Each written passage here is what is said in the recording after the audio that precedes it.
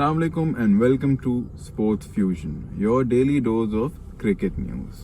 आज का हमारा टॉपिक है पाकिस्तान और न्यूजीलैंड के अगेंस्ट जो पाकिस्तानी टीम का स्क्वाड है उसमें काफ़ी यंगस्टर्स हैं और अफगानिस्तान के ख़िलाफ़ हमने एक एक्सपेरिमेंट भी कर दिया और उसके रिजल्ट्स हमारे सामने ही हैं। क्या वो सही चीज़ थी करना, चांसेस देना यंगस्टर्स को, उस पर थोड़ा सा डिस्कशन करेंगे और हम तीनों उस्मान, दानिश और जहाज़ेब में हम लोग बैठ के डिस्कस करेंगे कि हमारी 11 प्लेइंग 11 उस 16 स्क्वाड में क्या है। तो let's start with R. Screen पे देखेंगे कि पाकिस्तान और न्यूजीलैंड की सीरीज़ का T20 और ODI स्क्वाड 16 मेंबर टीम का ये है। अब इसमें से डिस्कस करेंगे कि इसको सेलेक्ट करना चाहिए, कौन प्लेइंग 11 में इंक्लूडेड होता है।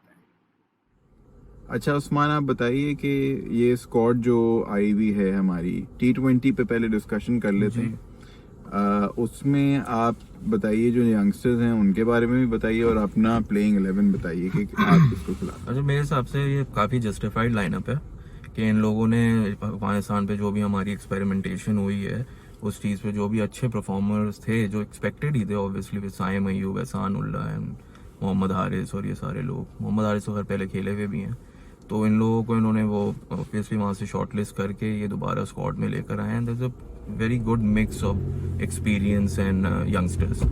तो मेरे हिसाब से ये बड़ा अच्छा इनका क्या कहते हैं कि कॉम्बिनेशन बना हुआ है, जिसमें साइम अयूब ऑब्वियसली PSL में हमने देखा है उन्होंने 350 रन किए, अच्छे एवरेज के साथ खेले, अच्छे स्ट्राइक रेट के साथ खेले, और एहसान उल्ला जो बहुत बड़ी फाइंड थे जिन्होंने अफगानिस्तान के अगेंस्ट भी बहुत अच्छा परफॉर्म किया और PSL में he was the second leading wicket taker I think, और उनका भी स्ट्राइक रेट, इकोनॉमी रेट काफ़ी अच्छा था। Abbas Afridi was the highest one. तो मेरे हिसाब से काफ़ी अच्छा है। जो पुराने जो नाम हम देख रहे हैं, जो शान मसूद हो गए, इफ्तिखार हो गए, इन लोगों को मेरे हिसाब से मेरी उस पर यह है कि इनको बिठाया जाए और ये नए ब्लड को एक्सपीरियंस के साथ खिलाया जाए। ठीक है, तो out of the 16 member squad वो कौन से 5 प्लेयर्स होंगे, फिर हम उसकी कौन किस नंबर पे आता है बैट्समैन वो डिस्कस कर लेंगे। लेकिन पहले आप मुझे ये बताइए कि 5 कौन से प्लेयर्स इस स्क्वाड में से हटते हैं। अच्छा, T20 पे काफ़ी बोल्ड मेरा एक इसमें मैंने सिलेक्शन की है। शान मसूद तो ऑब्वियसली विदाउट अ डाउट वो बैठते हैं। नवाज, इनको बहुत चांसेस दे दिए हैं, अब इनको चाहिए कि ये थोड़ा सा बेंच पे बैठे। नसीम शाह एक बहुत बड़ा एक्सक्लूजन है जो मैंने किया हुआ है, क्योंकि मुझे लगता है T20 में उनकी बॉलिंग इतनी ज़्यादा इफेक्टिव नहीं है जितने वो वनडे और टेस्ट में।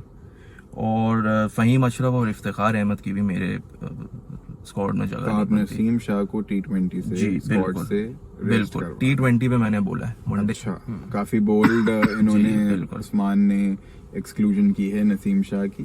बहरहाल ये इनका व्यू है। दानिश, आप बताइए कि आपको क्या लगता है कि 16 मेंबर स्क्वाड जो है उसमें कौन से 5 ऐसे प्लेयर्स हैं जो आपको लगता है कि वो T20 में नहीं होने चाहिए या बैठने चाहिए आपकी प्लेइंग 11 में। अच्छा जी, अस्सलाम वालेकुम। जो मेरी लाइनअप है, आई थिंक सबसे पहले तो स्क्वाड जो इन्होंने अनाउंस किया है, आई थिंक सैनिटी प्रिवेल्ड और मुझे काफ़ी अच्छा लगा। 16 मेंबर्स का बड़ा स्ट्रॉन्ग स्क्वाड है फॉर अगेंस्ट न्यूजीलैंड का। और आई थिंक न्यूजीलैंड की तो लाइनअप में अगर आप देखेंगे तो केन विलियमसन, आई मीन है उनके मेजॉरिटी प्लेयर्स एक्सेप्ट 1 और 2, but coming to the Pakistan squad for T20, मैं जो एक्सक्लूड करूँगा अपनी लाइनअप से वो सबसे पहले शान मसूद, क्योंकि आई थिंक शान मसूद उस तरह के एक एंकर प्लेयर हैं जो ऑलरेडी हमारे पास बाबर आजम के उसमें है। तो T20 you know it's a very explosive format, तो मेरे हिसाब से शान मसूद इस लाइनअप का पार्ट नहीं होना चाहिए प्लेइंग 11 का। नंबर 2 पे मैं बोलूँगा फ़हीम अशरफ, क्योंकि हमारे पास उनकी एक तो पहले भी उनकी थी PSL में इस वाले में परफॉर्मेंसेस कुछ मैचेस में जो उन्होंने बैटिंग से कर दिया था, बट अगर मैं उनका कंपैरिजन करूं इमाद वसीम से तो I would pick Imad Wasim. और कराची में भी वनडे हैं और स्पेशली कराची में जो टर्निंग विकेट्स है, तो I would opt for Imad Wasim in T20, क्योंकि वो आपको पावर प्ले में भी बॉलिंग कर सकते हैं, ठीक है ना। और उसके अलावा फिर मेरा जो थर्ड एक्सक्लूजन होगा Mohammad Nawaz, as Usman also mention कि उनको चांसेस मिले हैं, तो I would I would allowed to sit at the bench Mohammad Nawaz को। और फिर नंबर 4 पे मेरा एक और बोल्ड वही है कि नसीम शाह मैं भी एक्सक्लूड कर दूंगा। ये हम बात भी कर रहे थे जी, पहले। क्योंकि नसीम शाह की रीसेंट परफॉर्मेंसेस अगर आप देखें अगेंस्ट अफगानिस्तान इन PSL, तो उन्होंने वो परफॉर्मेंसेस नहीं दी हैं, उस कैलिबर की नहीं दी हैं। तो आई वुड ऑप्ट फॉर एहसान उल्लाह अगेंस्ट नसीम शाह, क्योंकि वो परफॉर्म कर रहा है, तो हम नसीम शाह को एक्सपेरिमेंट करके बिठा सकते हैं। तो चौथा मेरा एक्सक्लूजन हुआ।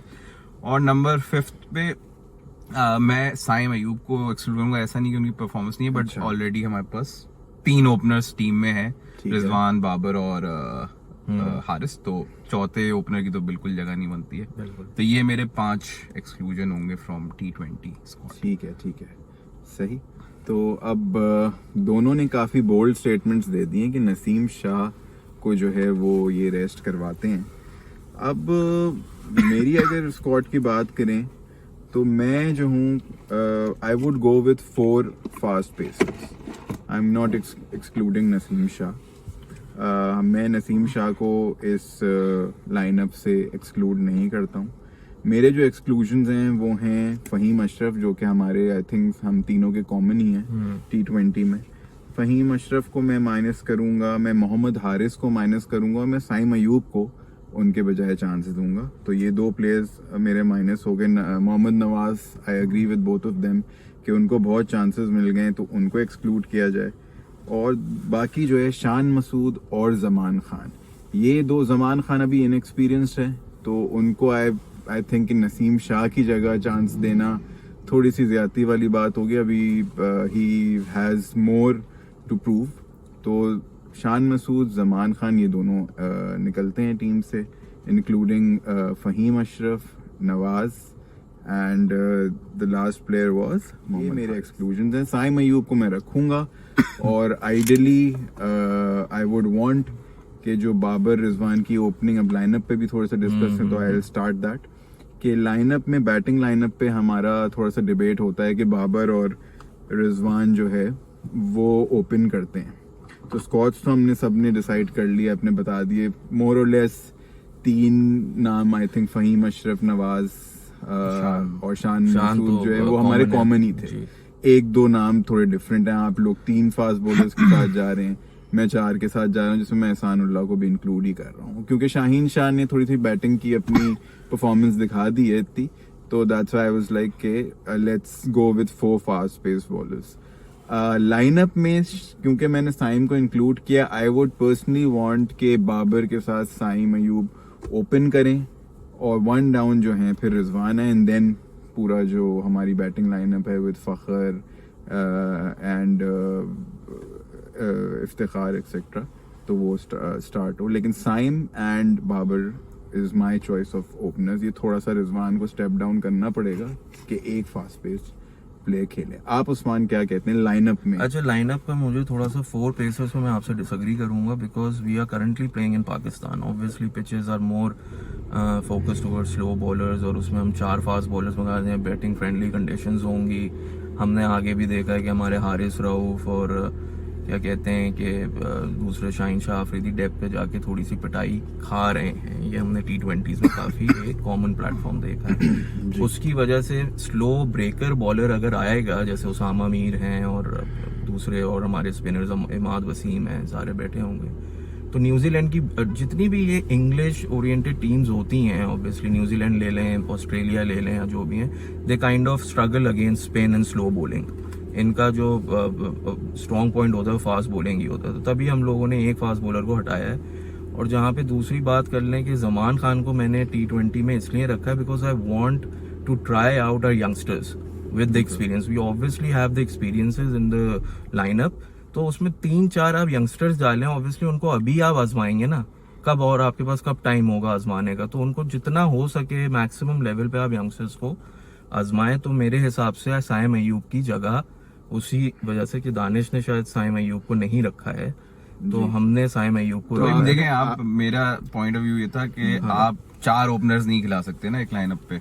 अब आपको आई थिंक मेरे हिसाब से बहुत ही डिफरेंस है यहाँ पे। मेरे हिसाब से आई थिंक रिजवान और हारिस को ओपन करना चाहिए, क्योंकि Babar I think power play उस तरह यूटिलाइज नहीं कर पाएगा जिस तरह से ठीक है। आपको एक no fear batsman at top of the, क्योंकि रिजवान और बाबर का I think playing style same है, काफी 120 से similar है। 125 है, जी। तो you need someone top of the order जो कि थोड़ा एग्रेसिव हो, और मुझे लगता है कि मोहम्मद आरिफ से हमारे पास बेटर चॉइस नहीं है इन टर्म्स ऑफ ओपनिंग, ठीक है ना।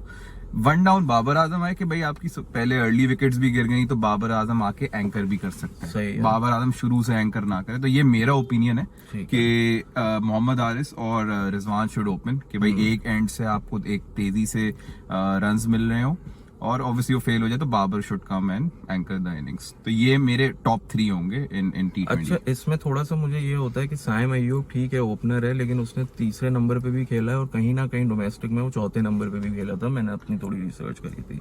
तो इसमें ये भी हो सकता है वो भी एंकर रोल पे खेल जाए, और टाइमर वो इतना अच्छा है कि उसको कोई मसला नहीं है कि बाहर पावर प्ले के बाद भी वो आराम से बाउंड्रीज क्लियर भी कर सकता है। तो ये ऑब्वियसली ये जो क्या कहते हैं सीरीज है, ये आप एक्सपेरिमेंट ही कर सकते हैं, अफगानिस्तान पे भी किया, आपने यहाँ आपके पे भी टॉप 3 करें। क्या होंगे?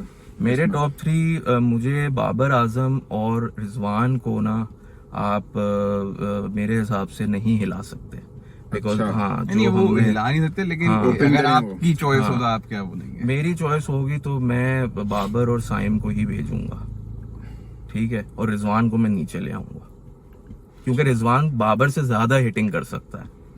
मैं आपके स्क्वाड में साइम तो था नहीं ये हिटिंग, अब मैं अगर मेरे स्क्वाड में साइम था, अच्छा, मैं अगर थोड़ा सा इनके स्क्वाड में स्टैट्स, हाँ मेरे स्क्वाड में नहीं था, क्योंकि आप यानी कि प्लग एंड प्ले कर सकते हैं, या तो आप हारिस को खिलाएं या साइम को खिलाएं, क्योंकि- बाबर रिजवान तो नहीं बैठ हाँ, वो सकते ना। एक्सपीरियंस तो वो- आपको वो हाँ, एक्सपेरिमेंट तो आप करनी एक ही पड़ेगी करोगे, ना। तो मेरे ख्याल में T20 के लिए सूटेबल जो है वो ज्यादा आई थिंक हारिस है, अगर आप ओपनिंग पे आपको खिला रहे हैं। अब साइम अयूब को आप 1 डाउन 2 डाउन खिलाएं, उसका पता नहीं, एक नेचुरल स्टाइल है, डोमेस्टिक में उसने खेला होगा, बट अब आपने अगर Saim Ayub is a very beautiful opener, but obviously you have too much in the opening इतनी स्लॉट। opening प्रॉब्लम ये है कि slot, मिडिल ऑर्डर हमारा थोड़ा सा वीक है, ओपनर्स भरे हुए, तो मिडिल ऑर्डर को हमें स्टेबल करने के लिए इफ्तिखार अहमद है, आजम खान तो खैर स्पॉट का हिस्सा यार, नहीं है, तो I think फकर वो, जमान हम को भी हमने ओपनर से नीचे कर नीचे दिया कर दिया। है, तो अच्छा। अब ये मोर और लेस थोड़ी बहुत ट्वीक्स हैं, लेकिन अब इसमें जो कॉमन एस्पेक्ट्स हैं जो हमने सेलेक्ट किए हैं, उसमें एक एस्पेक्ट आता है इहसान उल्लाह।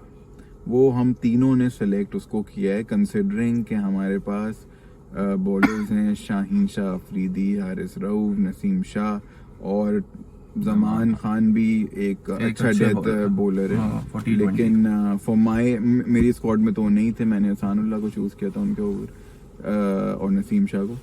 तो आप ये बताइए तीनों, मैं भी बताऊंगा कि हम तीनों ये बताएं कि भाई इहसानुल्लाह जो है उसकी कहाँ जगह बनती है, स्टार्टिंग में, मिडिल में, डेथ में, क्योंकि वो एक बहुत पेसी बॉलर हैं, और डेथ में आपने देखा है कि हमारे शाहीन शाह भी पिट जाते हैं, हारिस रऊफ भी पिट जाते हैं, तो उनकी जगह किन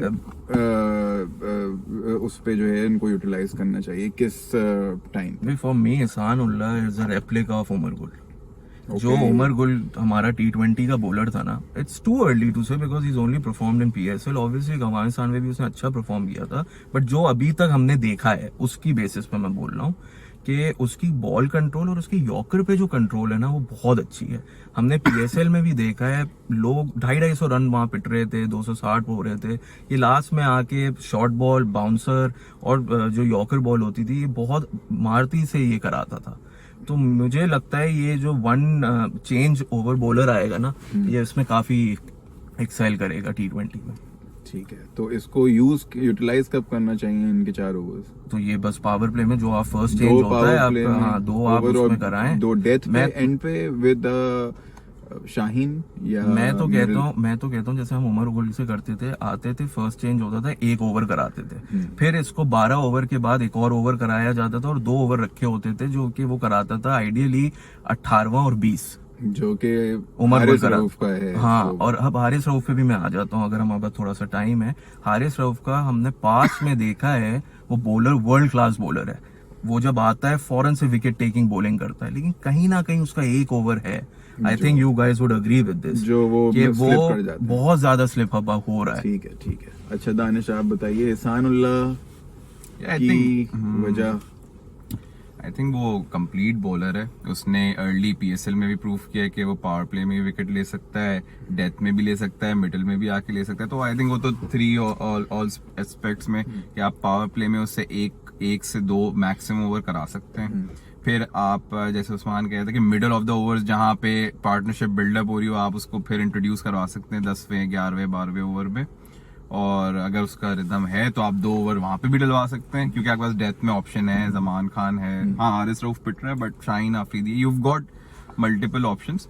तो आई थिंक मेरे हिसाब से वो 1-2 overs power play, 1-2 overs middle और डेथ में भी करा सकता है। मुझे तो उसका अच्छा, कोई- मेरा इंक्लूजन एहसानुल्लाह का काफ़ी आप लोगों से कॉमन ही है, लेकिन आई फील जो मैं ये चाहता हूँ कि हमारे 4-5 बड़े बॉलर्स हैं, उनमें से एक जो है एहसानुल्लाह को मैंने इसलिए इंक्लूड किया क्योंकि ये यंगस्टर जो है ना, उसको अपॉर्चुनिटी देनी चाहिए। वो प्रूव कर रहा है, he is knocking on the door, उसने दरवाज़ा तोड़ के अब आ गया हुआ है टीम में, ठीक है ना। तो आई वुड से कि अगर आप बड़ी जब तक उसको सीरीज नहीं देंगे और कंसिस्टेंटली एक होम ग्राउंड की सीरीज, और उसको खिलाना चाहिए अगर वो नहीं भी परफॉर्म करता, क्योंकि उसके लिए थोड़ा नया होगा ये बड़ी टीम से खेलना। न्यूजीलैंड थोड़ा फास्ट पेस्ड है, थोड़ा मारता है, पेस का यूटिलाइजेशन करता है, और ओडीआई भी है, कराची में भी मैचेस हैं, पिंडी में भी मैचेस हैं, स्टेडियम छोटे होंगे तो वहाँ हो सकता है ये पिट जाए, लेकिन इनको थोड़ा चांस देना चाहिए। यंगस्टर है, हमारे टैलेंट है,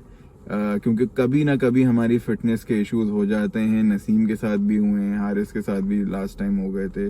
तो हम we need a backup option which is if not better but equivalent to these 3 top tier bowlers which we have, कि हमारे पास बैकअप्स जो है ना, हमारी बेंच स्ट्रेंथ इतनी ज़्यादा हो और उसको ग्रूम करें विद टाइम। तो ये मेरा रीज़न है कि यंगस्टर्स को चांस, इस बॉलर को चांस देना चाहिए। ये हमारा बहुत बड़ा एसेट I think हम पूरी स्क्वाड का एनालिसिस करें तो सबसे जो हमारा थोड़ा सा वीक एरिया है वो है मिडिल ऑर्डर। मिडिल ऑर्डर बिल्कुल, ये अभी तक हम एड्रेस ही नहीं कर पाए। ओपनर्स हमारे सेट हैं, बॉलर्स हमारे सेट हैं, स्पिनर्स समहाउ सेट हैं, बट मिडिल ऑर्डर में हमारे पास एक आई थिंक इफ्तिखार ही है, और उसको मैंने और- हटाया है। हाँ उसको आपने हटा दिया है। तो अच्छा, वीक जो हमारा मिडिल ऑर्डर एरिया है, उसमें आपको क्या लगता है कि हमारी, मुझे लगता है जैसे अगर आप टीम्स को देखें, एक बहुत ही अच्छी यूटिलाइजेशन या की प्लेयर होता है जो कि एक मीडियम पेसर ऑलराउंडर होता है। हमारे पास वो फ़हीम अशरफ की सूरत में है, लेकिन ऑब्वियसली हम प्रेफर कर रहे हैं, हमने स्क्वाड में इमाद वसीम को डाला है, क्योंकि वो शुरू में अब ओपन भी कर लेता है बॉलिंग में। As a bowler he is you know very economical, और बैटिंग भी फॉर्म में लगा हुआ है। तो आपको ये नहीं लगता कि अब हमें ज़रूरत है वैसे एक इंक्लूजन की, जो कि हम टैलेंट फाइंड करें कि एक हमारा वो अब्दुल रज़ाक टाइप, अजहर महमूद टाइप कोई एक बंदा ऑलराउंडर निकले? आपको क्या लगता है कोई है?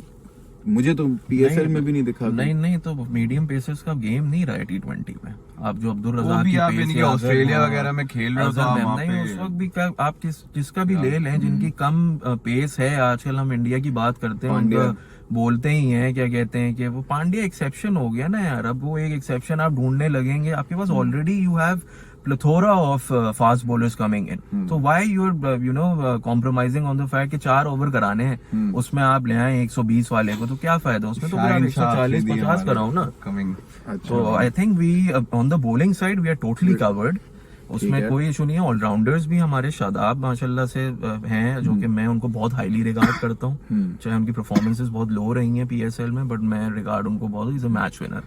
और इमाद वसीम ने भी अपने आप को दिखा दिया। तो वी हैव 2, और उनका बैकअप नवाज है। ऑब्वियसली नवाज भी कहीं ना कहीं कुछ कर ही देता है। To wrap this up, this was our T20 analysis. In the next section, we'll discuss the ODI team.